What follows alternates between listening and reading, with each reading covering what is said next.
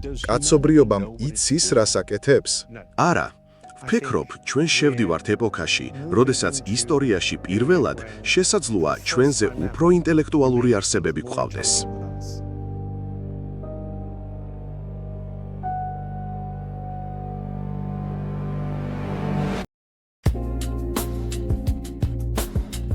ის უკვე ჩვენი ყოველდღიურობის ნაწილია. სტუდენტისთვის დაუღალავი რეპეტიტორი, პროგრამისტისთვის კოდის გამართვის უსწრაფესი ასისტენტი, მარკეტერისთვის კრეატიული იდეების გენერატორი და უბრალოდ ადამიანებისთვის კითხვებზე პასუხების და იდეების ამოუწურავი წყარო. საუბარია ხელოვნური ინტელექტის ჩატბოტზე, როგორიც არის ChatGPT. ჩვენ მას ვუგზავნით მესეჯს და ის წამებში გვიბრუნებს სრულყოფილ პასუხებს. ეს პროცესი იმდენად ბუნებრივი და სწრაფია, რომ გვიჩნდება ლოგიკური კითხვა. ეკრანის მიღმა მართლა არის ვინმე, ვინც აზროვნებს, თუ ეს ყველაფერი უბრალოდ ძალიან დახვეწილი ილუზიაა. ამ კითხვაზე პასუხის გასაცემად მოდი ერთი წამი დავივიწყოთ ტექნოლოგია და ხელოვნებას მივმართოთ. წარმოიდგინეთ სოფლიოში საუკეთესო ჯაზ მუსიკოსი, რომელსაც მოსმენილი აქვს ყველა მელოდია, რაც კი ოდესმე შექმნილა. ის ზეპირად იცნობს ყველა აკორდს, გადასვლას და რიტმს. თქვენ ჯდებით ფორტეპიანოსთან და უკრავთ რამდენიმე ნოტს, მელოდიის მოკლე დაუსრულებელ ფრაგმენტს. მუსიკოსი არ ცდილობს გამოიცნოს მთლიანი კომპოზიცია. ის თავისი უსაზღრო ცოდნიდან გამომდინარე, უბრალოდ გთავაზობთ ერთადერთ ყველაზე მოსალოდნელ მომდევნო ნოტს, რომელიც თქვენს დაკრულ ფრაგმენტს ყველაზე ჰარმონიულად გააგრძელებდა. თქვენ ამ ნოტს ამატებთ თქვენს მელოდიას და ახლა უკვე გაქვთ ოდნავ უფრო გრძელი ფრაგმენტი. მუსიკოსი უსმენს ამ განახლებულ მელოდიას და კვლავ გთავაზობთ შემდეგ ყველაზე სავარაუდო ნოტს. ამ პროცესის გამეორებით თქვენ ერთად ქმნით სრულყოფილ, დასრულებულ და სასიამოვნო მელოდიას, რომელიც იდეალურად ერწყმის თქვენ მიერ შექმნილ საწყის ფრაგმენტს. როდესაც ChatGPT-ს ესაუბრებით, დაახლოებით მსგავს პროცესთან გვაქვს საქმე. ChatGPT არის დიდი ენობრივი მოდელი, რომელსაც შემოკლებით LLM-ს უწოდებთ.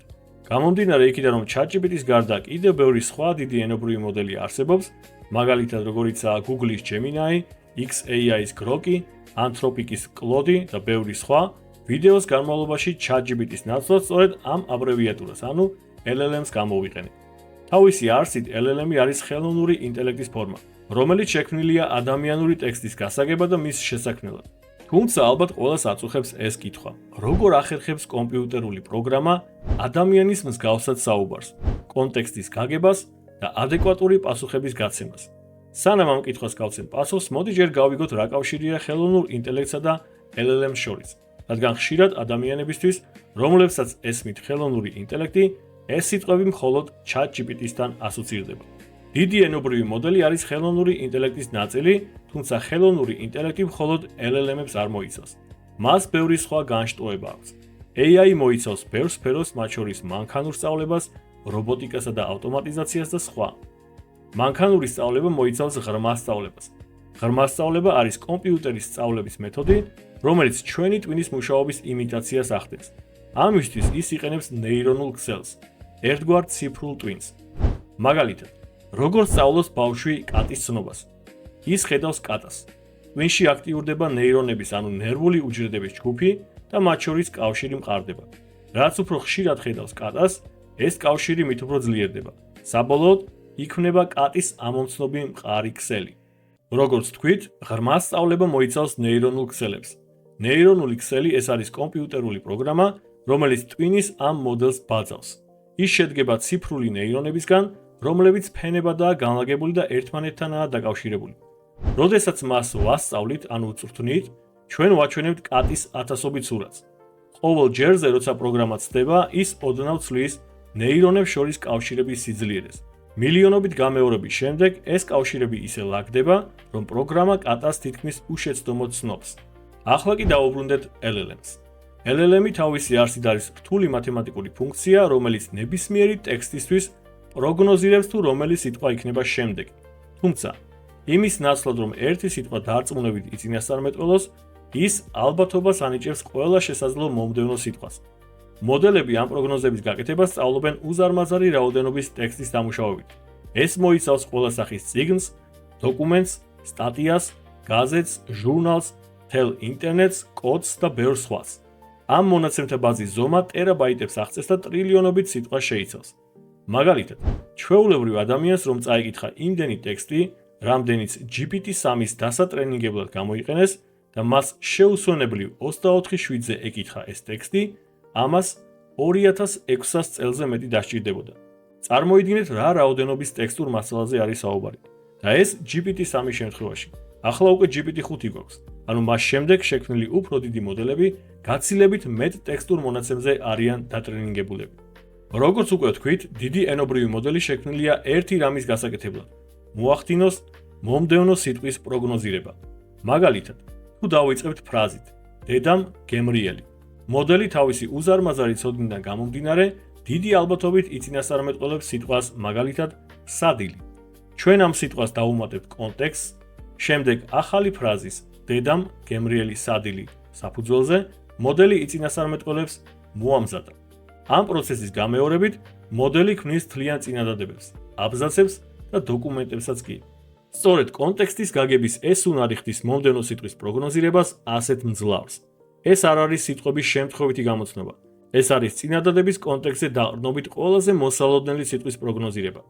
მათემატიკურად მომდევნო სიტყვა პროგნოზირდება ყველა წინა სიტყვაზე დაყრდნობით, პირობითი ალბათობის გამოყენებით. უფრო ზუსტად რომ ვთქვათ, მოდელი ალბათობების გამოყენებით ირჩევს მომდევნო ტოკენს. რას ნიშნავს ტოკენი? წარმოიდგინეთ ის როგორც ტექსტის ბლოკი.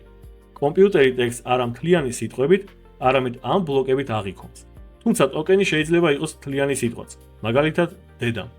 ან სიტყვის ნაწილი, მაგალითად მოამზადა. ან თუნდაც სასვენი ნიშანი. ასე რომ ტექნიკურად მოდელი ყოველთვის მომდევნო ტოკენს პროგნოზირებს და არა მაინც და მაინც მთლიან სიტყვას. და სწორედ ეს ტოკენებად დაშლის პრინციპი არის ერთ-ერთი მთავარი მიზეზი, რის გამოც ChatGPT და სხვა მოდელები ხანდახან ქართულ ენაზე გრამატიკულ შეცდომებს უშვებენ.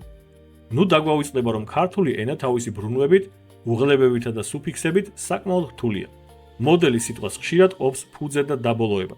შეიძლება მან სწორად იწინასწარმეტყველოს სიტყვის ფუძე, მაგრამ შემდეგ მიაბას არასწორი დაბოლოება, რადგან სტატისტიკურად ის დაბოლოებაც ხშირად გვხვდება სხვა კონტექსტში.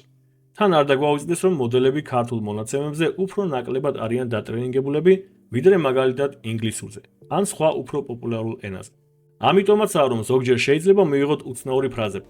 მაგალითად, მოდელმა იცის, რომ ზმნა წასვლა კონკრეტულ კონტექსტში მოსალოდნელია, მაგრამ პირის ნაცვალსახელს სწორად ვერ უთანხმებს და წერს მე წავიდა, ნაცვლად მე წავედისა.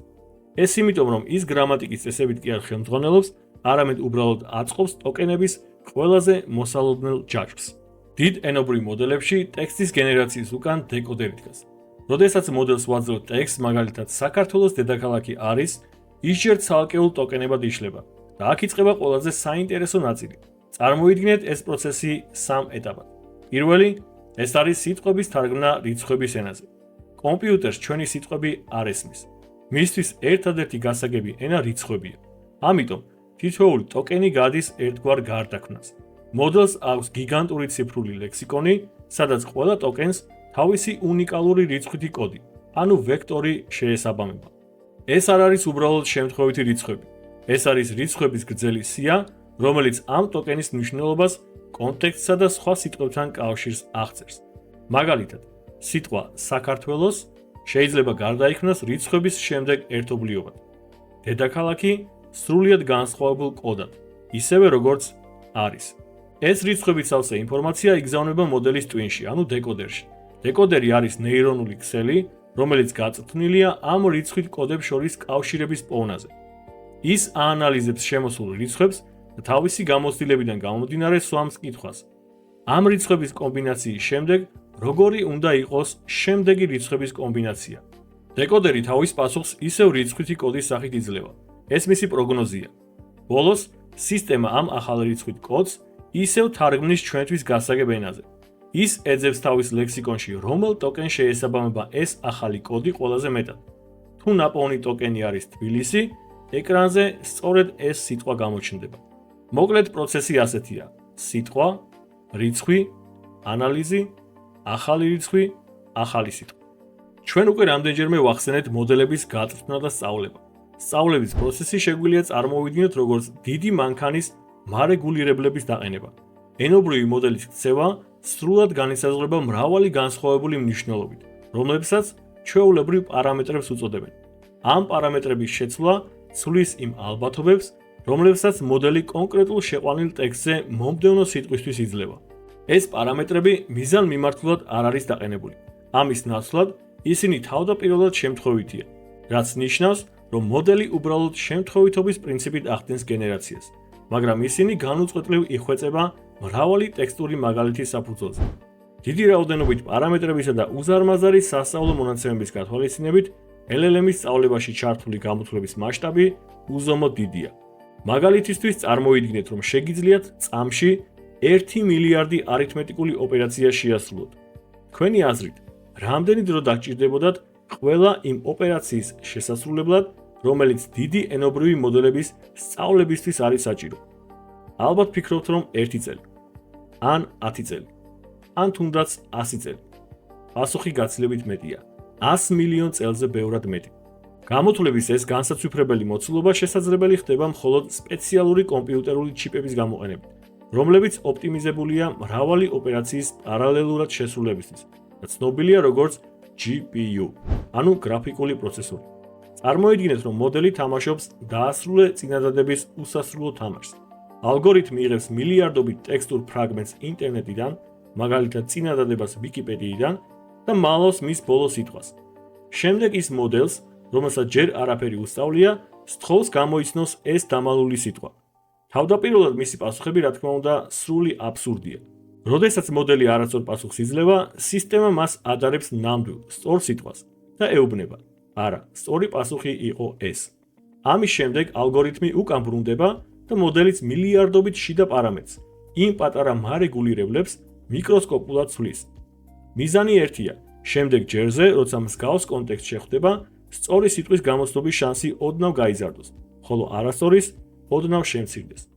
ახლა წარმოიდგინეთ, რომ ეს გამოიცანი შეამოწმე შეასწორე ციკლი მეორდება არა 1000-ჯერ, არამედ ტრილიონობით.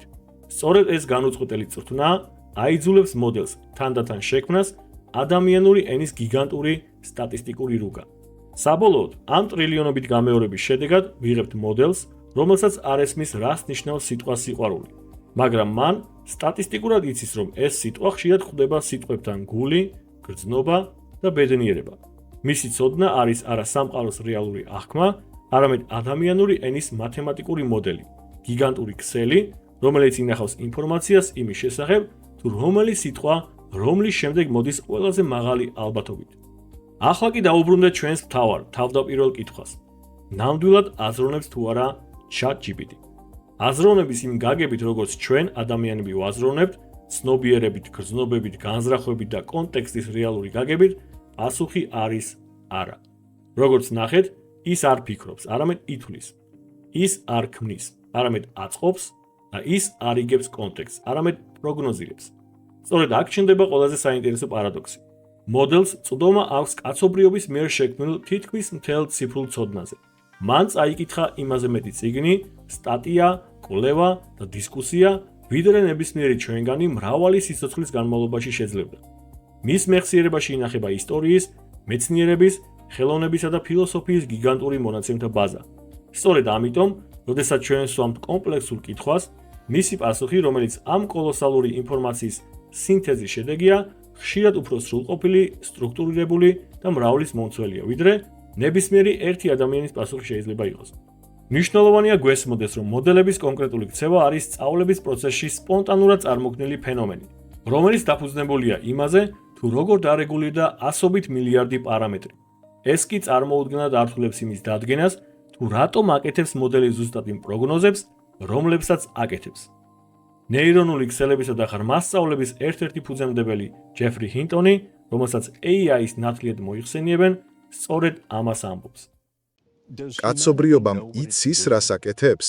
არა, ვფიქრობ, ჩვენ შევდივართ ეპოქაში, როდესაც ისტორიაში პირველად შესაძლოა ჩვენზე უფრო ინტელექტუალური არსებები გვყავდეს. ანუ გჯერათ, რომ მათ ესმით. დიახ, თქვენ გჯერათ, რომ ამ სისტემებს აქვთ საკუთარი გამოცდილება და შეუძლიათ ამ გამოცდილებაზე დაყრდნობით გადაწყვეტილებების მიღება? დიახ, იმავე გაგებით როგორც ადამიანებს. აქვთ მათ ცნობიერება? ვფიქრობ, დღესდღეობით მათ მაღალი დონის თვითშეგნება არ გააჩნიათ. ექნებათ მათ ცნობიერება მომავალში? დიახ, ვფიქრობ, დროთა განმავლობაში ექნებათ. ანუ ადამიანები პლანეტაზე ინტელექტის დონით მეორე არსებები იქნებიან. დიახ, ჩვენ ზოგადად კარგი წარმოდგენა გვაქვს თუ რა საკეთებენ ისინი, მაგრამ როგორც კი პროცესი ძალიან რთულდება, ჩვენ სინამდვილეში უკვე აღარ ვიცით რა ხდება. რას გულისხმობთ, როცა ამბობთ, რომ ზუსტად არ ვიცით როგორ მუშაობს? ის ხომ ადამიანების შექმნილია? არა, ასე არ არის. ჩვენ შევქმნით სწავლების ალგორითმი. ეს დაახლოებით იმას გავს, რომ შეგვექმნა ევოლუციის პრინციპი. როდესაც ეს ალგორითმი მონაცემებთან ურთიერთქმედებს, ჩვენ სინამდვილეში ბოლომდე არ გვესმის, კონკრეტულად როგორ აკეთებენ ამას.